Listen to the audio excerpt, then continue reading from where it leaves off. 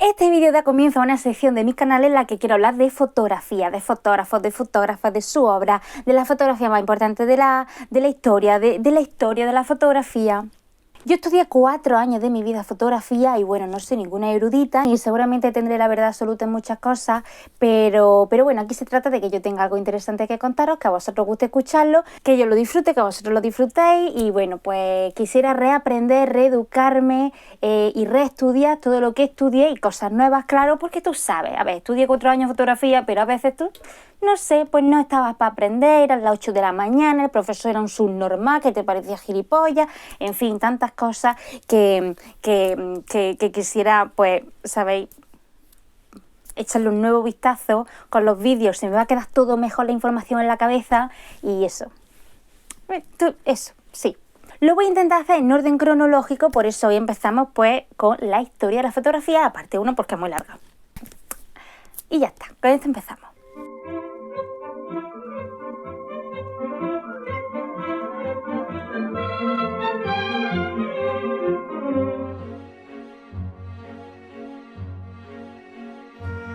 Para contar la historia de la fotografía, lo primero que tenemos que hacer es hablar de la cámara oscura. ¿Y qué es la cámara oscura? Pues lo voy a explicar como si fueseis subnormales, que es como me hubiera gustado que me lo hubieran explicado a mí, porque yo hasta el día de hoy no lo he entendido. Así que imaginaros que vosotros tenéis, no sé, en mitad del campo, ¿no? En mitad del campo tenéis una habitación. Esto es una habitación estanca, oscura, negra, ¿vale? Todo cerrada, completamente cerrada, sin ningún tipo de orificio, pero tiene un pequeño y definido orificio circular aquí en esta parte, en esta pared, ¿vale? Entonces, imaginaros que aquí hay un ciervo, ¿no? Fuera de la habitación, en el campo, en el monte, o montaña, o un paisaje, o lo que sea, ¿no? Pero bueno, en este caso un ciervo. Impresionantemente, si tú estás dentro de la habitación, ¿vale? Una persona está con sus 2 ojitos mirando dentro de la habitación, lo que va a ver es el ciervo proyectado de manera invertida en esta pared, ¿vale? En la pared de dentro. ¿Y esto por qué pasa? Bueno, pues porque la luz, tiene que ser de día, claro, porque la luz, porque la luz viaja en línea recta, ¿vale? Los rayitos de luz que caen aquí, ¿vale? Esto viaja así, pum, pum, pum, pum, pum, y entra por el agujero. Y aquí abajo igual, la luz reflejada aquí, entra por el agujero en línea recta, de tal manera que se proyecta aquí invertido. Eso es la cámara oscura. Es un fenómeno óptico que se da y bueno, que en la antigüedad obviamente pues flipaban. Bueno, yo sigo flipando, yo la verdad que no sé, no le veo todavía mucho sentido, pero bueno, que eso es así, ya está. Os voy a poner vídeos para que lo entendáis mejor, pero vamos, que seguramente, no sé, si estáis viendo este vídeo ya tenéis cultura suficiente como para saber eso. Entonces, ¿qué pasó? De esto ya se dio cuenta y ya lo entendió el filósofo chino Mozi en el siglo V a.C. y también en el siglo V a.C., pero en Grecia lo documentó, habló de ese fenómeno Aristóteles, que no era tan listo porque él no entendía por qué se veía la imagen invertida, solamente pues que lo comentó. También forma parte de estos antecedentes de la fotografía el científico musulmán árabe Alhazen, un tío muy interesante, nacido en lo que hoy es Irak en el siglo IX-X de nuestra era. Este es el padre de la óptica moderna y una figura clave en la historia de la ciencia.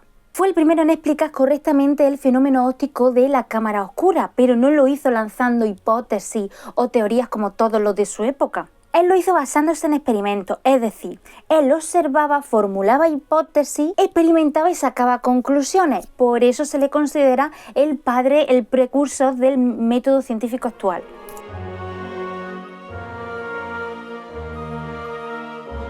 Ahora pegamos un salto al Renacimiento, donde el gran Leonardo da Vinci ya escribió sobre la cámara oscura, pero no hay constancia de que la utilizara para dibujar. Otro pintor del barroco del que hay serias sospechas de que utilizara o no la cámara oscura es Caravaggio. ¿Por qué? Por el realismo extremo, por el claroscuro, es que era muy realista. Si tú te pones a compararlo con con los pintores que había en su época, con Annibale Carracci, Guido Reni u Horacio Gentileschi, o como se diga, pues podemos notar muchas diferencias a la iluminación, al entorno, al punto de luz. Es que pues se nota muchísimo la sombra, la iluminación. Es que Caravaggio es extremadamente realista, mientras que los otros pues no, pues son cuadros. Una cosa que me llama muchísimo la atención: ¿quién fue el primero? ¿A quién se le ocurrió ponerle una bendita lente a ese agujero, a la cámara oscura, no?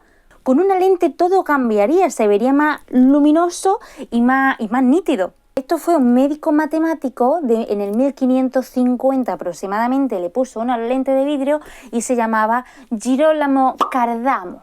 Vale, pues entonces ya en esta época se conocía la cámara oscura, pero no la cámara oscura, una habitación, una pequeña caja donde le ponían una lente, se proyectaba y esto era conocido como un instrumento, una ayuda para el dibujo, ¿no? O sea, no era ningún secreto, había gente que lo utilizaba. Que también se estudia en la historia de la fotografía, que se supone que utilizaba, es que no hay certezas creo, pero el que también se supone que utilizaba cámara oscura, y además una portátil así chiquitilla que se la llevaba para los sitios, era Canaletto, Giovanni Antonio Canal. ¿Y qué pintaba este hombre? Pues canales, los canales de Londres, pero sobre todo los canales de Venecia. Ahí estaba el hombre pintando los canales. ¿Y por qué aseguran mucha gente que utilizaba la cámara oscura? Pues por el extremo realismo también de sus cuadros y por el detalle arquitectónico, pero sobre todo, atención, por la perspectiva. Es que estaba muy conseguida la perspectiva. Si tú te pones a comparar a Canaletto con otro pintor de la época, que además también pintaba canales, con Francesco Guardi,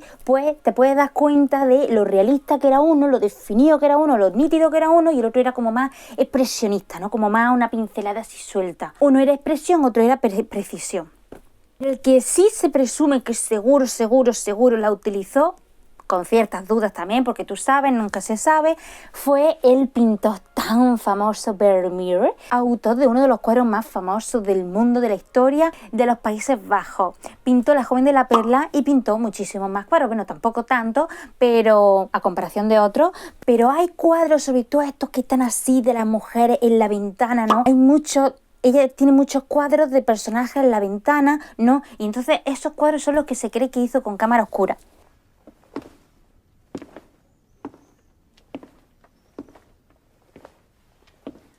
Una cámara oscura.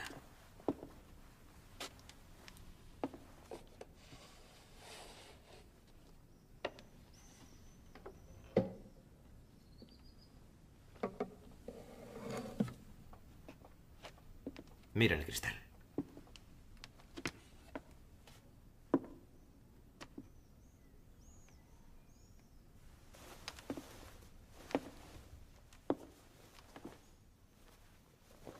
Toma, cúbrete con esto.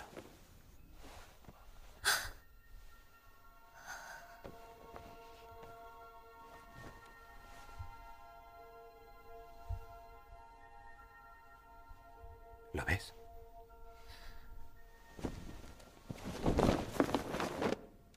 Dios mío, lo siento, señor. No te preocupes por el sobre todo. ¿Qué has visto? He visto el cuadro. Pero...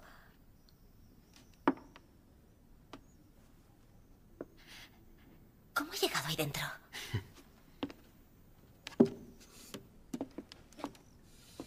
¿Ves esto?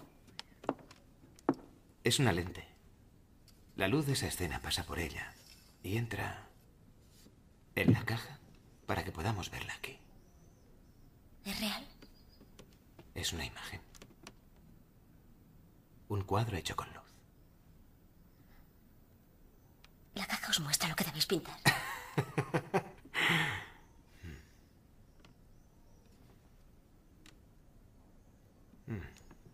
Me ayuda. Y aquí es donde viene el gran debate para mucha gente. No me lo puedo creer. Mi pintor favorito utilizaba cámara oscura para pintar. Es un farsante. Entonces no es tan buen pintor. Entonces no lo hacía todo él. Bueno, pues hay gente que piensa pues que es simplemente una herramienta y que efectivamente... y que tú podías ayudarte de ella para hacer un pequeño boceto, pero que luego lo tenías que hacer todo tú, y entonces sí era un gran pintor de todas maneras. O los que dicen que no, que es un farsante, que son farsantes, que eso es copiar y que no vale y que eso es trampa, ¿no? Bueno, pues ese debate ahora mismo no importa una mierda porque estamos con la historia de la fotografía.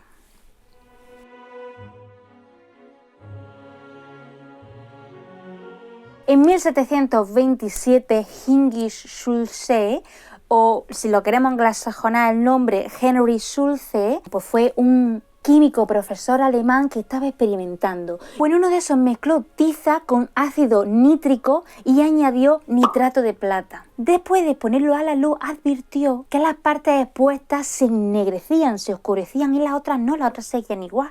Aunque no logró fijar la imagen permanentemente, fue el primero en documentar este proceso, ¿no? Que la luz causaba un cambio químico en las sales de plata, que es la base científica para la fotografía química.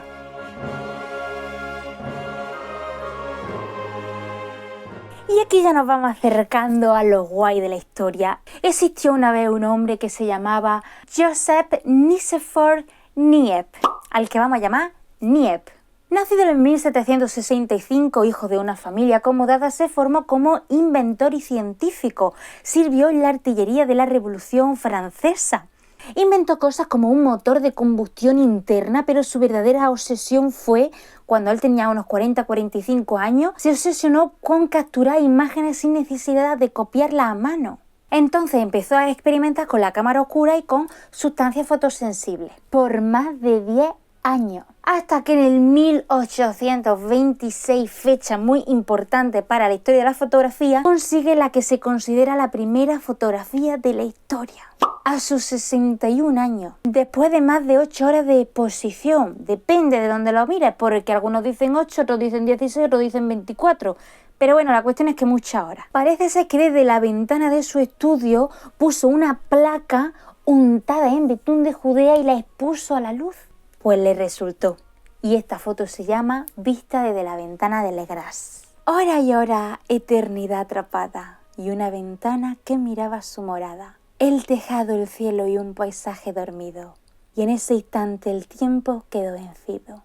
Bueno, a este invento Niepce lo llamó heliografía. Y yo llevo años viendo esta foto sin entenderla, porque es que yo cuando la veo, o sea, yo veo ahí una plancha, da la vuelta, una plancha de planchar, da la vuelta, es que no la entiendo, no sé qué cojones es eso. Y ahora lo entiendo, le he pedido a la inteligencia artificial que me haga una recreación de cómo sería esa imagen, ¿no? En la vida real. Y mirad, me he emocionado y todo, era el tejado de una casa. Es maravilloso, precioso, mirad qué bonito. ¿No os parece precioso? Bueno, vamos a un descanso.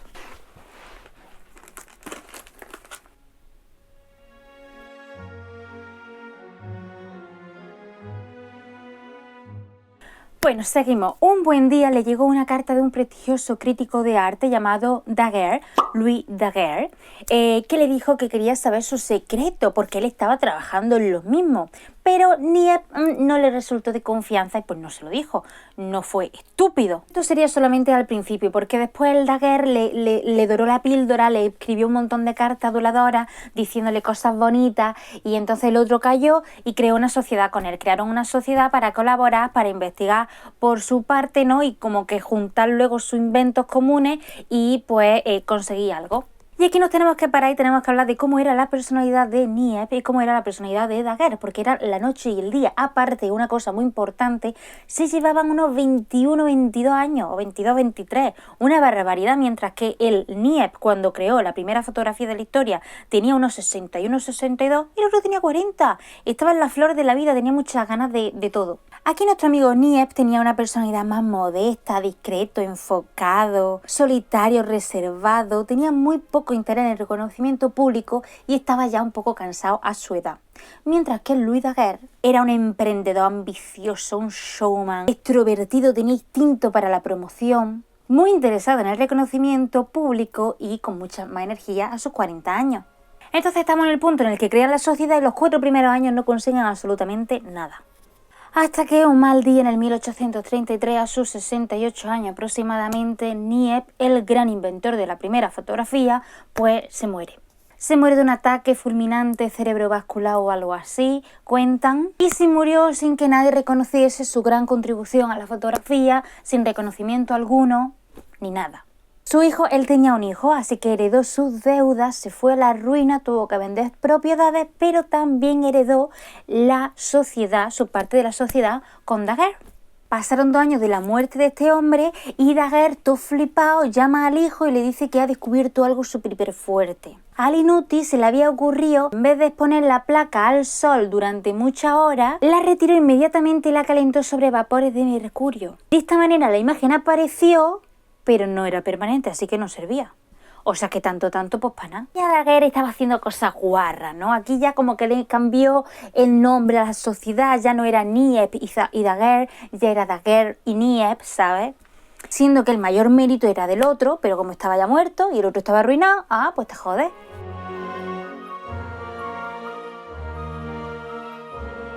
Y aquí es donde tenemos que introducir la historia a William Henry Fox Talbot, un inglés de 33 años, erudito, reservado, introspectivo, reflexivo, paciente, perfeccionista, gentil, tenaz y discreto. Y aquí llegamos a la parte de la historia donde yo tengo la sensación que ni el mejor guionista se le hubiera ocurrido algo así para escribir el guión de una película. Y es que con frecuencia en la historia, a veces ha pasado, que no solamente a una persona se le ocurre inventar algo, lo inventa y ya está, y se acabó. No, sino que a veces ha pasado que 2 personas de manera simultánea en partes diferentes del mundo han llegado a las mismas conclusiones al mismo tiempo para inventar algo, ¿no? Por ejemplo, Darwin llevaba años en su teoría de la evolución, ¿no? Y de repente llegó un tío que se llamaba Wallace, le escribió una carta describiendo la misma idea. ¿Quién conoce a Darwin? Todo el mundo. ¿Quién conoce al otro? Pues poca gente.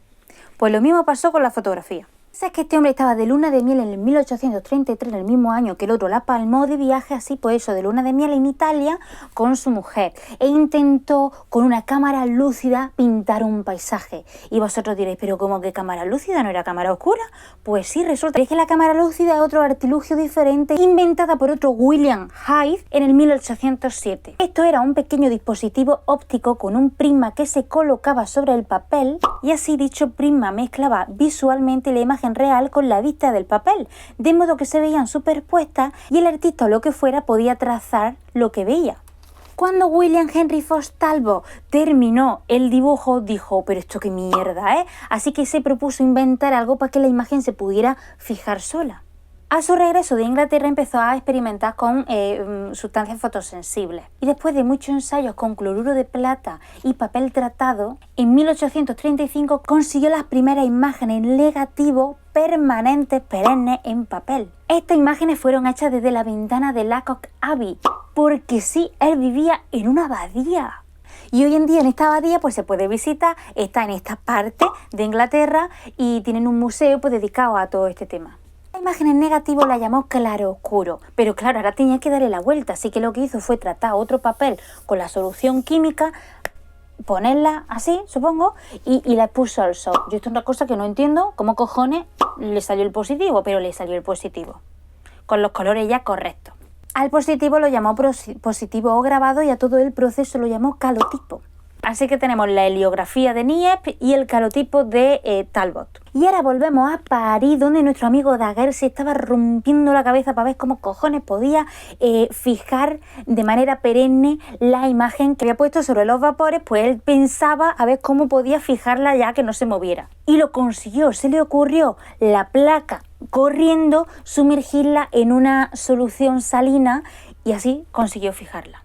A todo esto lo llamó daguerrotipo porque no era egocéntrico él ni nada. Entonces Niepce solo sería acreditado con el primer proceso químico. El hijo de Niepce estaba muy enfadado, le dijo que era una persona súper hiper baja y al final terminó aceptando un contrato, aceptando todas las condiciones que le puso el otro y ya está, pues con la ilusión de algún día pues ganar algo de dinero, pero vamos, que las condiciones eran las del otro. Hacía 4 años que Talbot en Inglaterra había conseguido su primer negativo, su foto y positivarla así, ¿no? Entonces había estado estos 4 años sin tocar nada, como que olvidándose. Hasta que un día vio en el periódico, en el Times, vio el anuncio del descubrimiento de Daguerre y dijo, no puede ser, hostia, se envenenó por dentro, le enfadó muchísimo y dijo, ¿cómo es posible que una persona se lleve los honores por una cosa que yo también he descubierto?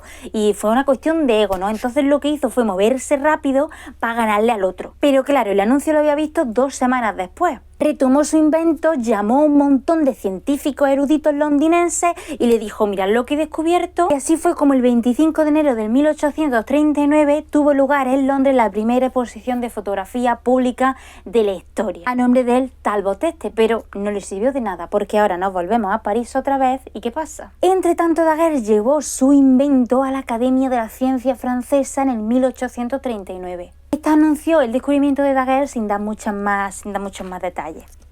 Todo el mundo fue a ver de qué se trataba ese invento del daguerrotipo, que qué era eso, que qué pasaba, que cómo funcionaba. La gente en la que lo anunciaron fueron a comprar las cosas para hacerlo ellos mismos en su casa. El daguerrotipo después fue exportado y conocido en todo el mundo, en todos los puntos, en todas las ciudades comerciales, ¿no? Ahí ya se estaba vendiendo el daguerrotipo y a él le dieron 7.000 francos, que es como unos 60.000 euros o 100.000 euros de ahora.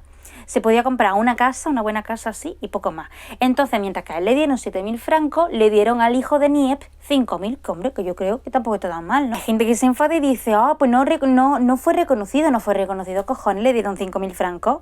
Si estaba muerto. Si el otro fue el que se movió, si la fotografía la conocemos por él, bueno, el daguerrotipo ese de mierda. Después de unos 12 años disfrutando de su fama, de su dinero, de sus cosas, se retiró y murió de un ataque cardíaco en el 1851.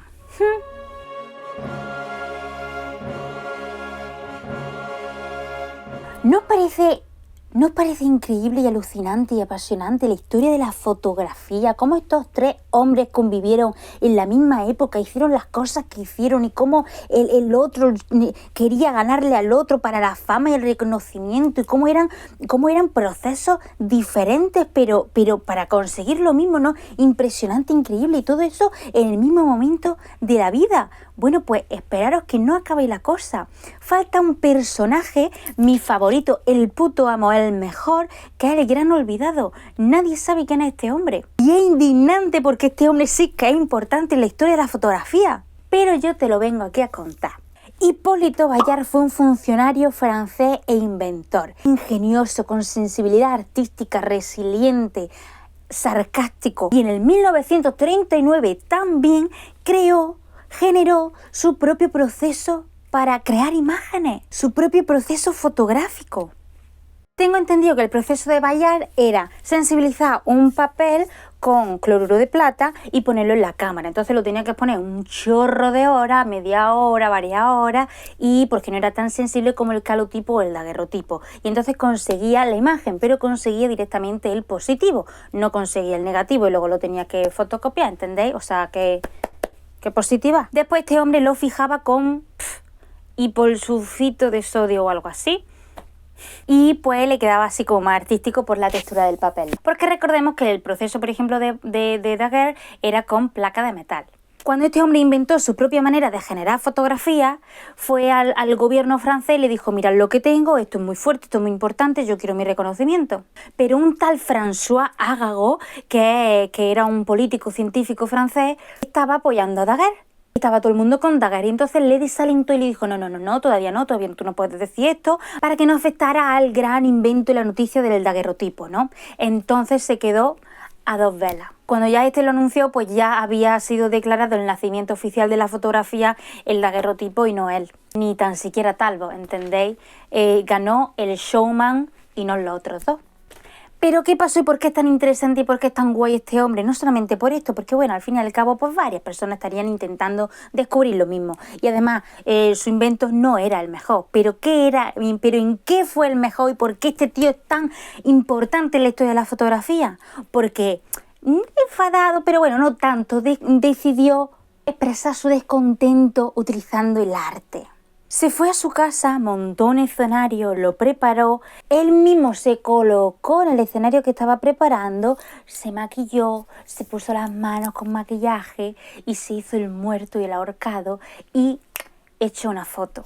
A esta foto la acompañaría de un texto y de un título. O la obra se llamó Autorretrato como un ahogado y el texto decía: el cadáver que veis aquí es el del señor Bayard, inventor del procedimiento que acaban de ver. Hasta donde yo sé, este incansable experimentador ha estado ocupado durante 3 años con su descubrimiento. Pues si te cuento cuando estuvo el otro, El gobierno, que fue muy generoso con el señor Daguerre, ha dicho que no puede hacer nada por el señor Bayard y el pobre infeliz se ha arrojado al agua en desesperación. ¡Oh, inconstancia de la gloria humana! Artistas, científicos y periodistas lo han honrado durante mucho tiempo. Él ha estado expuesto en el depósito durante varios días y nadie lo ha reconocido o reclamado. Total, que esto fue una crítica satírica, sarcástica y preciosa que este hombre hizo al poco reconocimiento que recibió respecto a Daguerre. No sé si os estáis dando cuenta de la importancia que tuvo esta foto, porque mientras que los otros estúpidos estaban haciéndole fotos a Ventana y a Abadía y a, no sé, a gente, a mierda, este hombre hizo la primera obra artística. Este hombre hizo la primera fotografía conceptual, la primera fotografía escenificada, la primera fotografía en la que se usó maquillaje y caracterización, la primera fotografía acompañada de texto, pero no de texto descriptivo, ¿sabes? De un texto que se comunica con la imagen y que está lanzando un mensaje. Este tío es el primer fotógrafo / artista de la historia. Este hombre hizo algo increíble, es maravilloso, y ahí lo vemos ahorcado con su maquillaje, con una intención, con un mensaje. Es que es maravilloso, maravilloso. Total, este hombre es el puto amo y nadie lo conoce. Estamos de acuerdo que su proceso no era el mejor, pero eso le llevó a hacer esto. Bueno, la gente, por cierto, que se asustó cuando veían a este, creían que estaba muerto de verdad. Es que esto no se había visto nunca en la vida.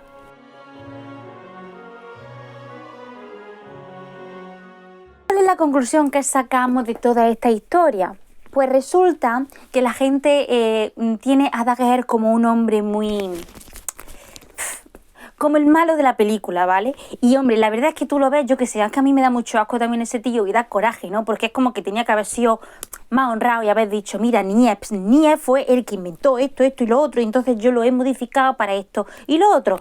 Pero no, resulta que, porque a ver, del otro no tiene él culpa, de lo de que a este hombre no se le diera el reconocimiento, a Talbot y a Bayard no se le diera el reconocimiento, pues él no tenía la culpa, él estaba haciendo sus cosas, fue corriendo a presentarlo, se llevó el reconocimiento y un poco de dinero. Pues a ver, pues tampoco, y el nombre, ¿no? Y el prestigio y todo eso. Pero de eso no tiene culpa. De lo que sí tiene culpa es de no haberle dado el reconocimiento al primero. Pero os digo yo una cosa, vamos a ver. Con sus luces y sus sombras, es verdad que el otro fue muy inteligente y creó la primera fotografía de la historia, pero es que el tío no se movió, estaba ya viejo y cansado, ¿entendéis? Entonces este, que estaba más joven y que le gustaba mucho el espectáculo, fue el que se movió. Si este hombre... Bueno, es que dices tú, si este hombre no se hubiera movido, pues no hubiera llegado la fotografía por los otros dos. Pero gracias a él llegó el daguerrotipo a todo el mundo. Si no, vete tú a saber lo que hubiera pasado. Porque además es que el Talbot también se estaba olvidando de su invento, ¿entendéis? Hubiera sido muy diferente la historia de la fotografía sin Daguerre. Entonces, pues cada uno... Pues entonces sí es verdad que da un poco de asco este hombre, pero bueno, ni tan malo. También tuvo cosas buenas. Y hasta aquí la primera parte de la historia de la fotografía.